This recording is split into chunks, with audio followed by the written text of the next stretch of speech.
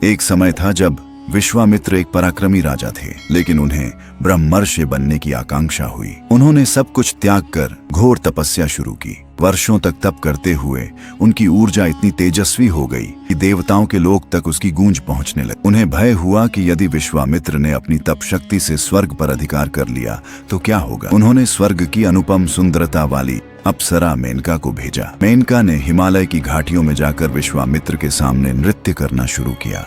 उसकी आंखों में प्रेम, उसकी चाल में संगीत और उसके रूप में स्वर्ग का सौंदर्य था। विश्वामित्र, जो अब तक वर्षों से संयम में लीन थे, रूप जाल में बंध गए। उनकी तप शक्ति प्रेम में बह गई। विश्वामित्र और मेनका ने कई वर्षों तक साथ में जीवन बिताया। कहा जाता है कि यह संबंध लगभग 10 वर्षों तक चला।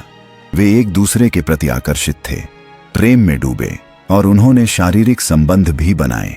इस मिलन से एक दिव्य कन्या का जन्म हुआ, शकुंतला, जो आगे चलकर राजा दुष्यंत की पत्नी बनी और भारत के नाम का आधार बने उनके पुत्र भरत की मां। लेकिन 10 वर्षों बाद जब विश्वामित्र की चेतना लौटी, उन्हें ज्ञात हुआ कि यह सब एक योजना थी, इंद्र द्वारा रची गई। उन्हें गहरा दुख हुआ। उन्होंने मेनका को छोड़ दिया, अपनी पुत्री शकुंतला को वन में कण्व ऋषि के आश्रम में छोड़ दिया और स्वयं फिर से हिमालय की ओर लौट गए, इस बार और भी कठोर तप के लिए। यह कथा दर्शाती है कि तप चाहे कितना भी महान हो, मोह और माया की परीक्षा हर किसी की होती है।